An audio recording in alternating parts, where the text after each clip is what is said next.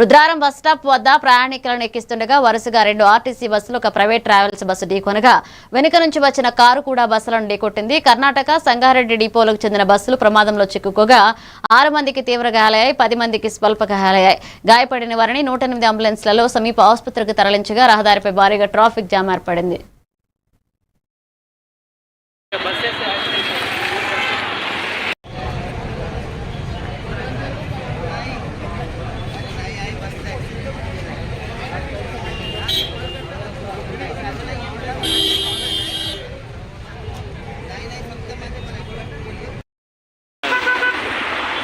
కర్ణాటక ఒకటి మన తెలంగాణది ఒకటి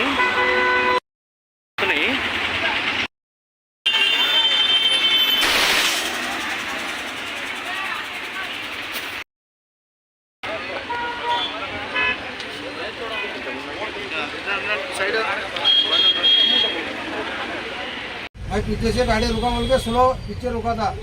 मेरे को पीछे से गाड़ी वाला आके मारने के बाद मेरा गाड़ी जाके इसको लगा। मेरा गाड़ी पूरा गैप रख के रुका था, पीछे स्लो में था गाड़ी, इसलिए जगह पे रुका दिया गाड़ी।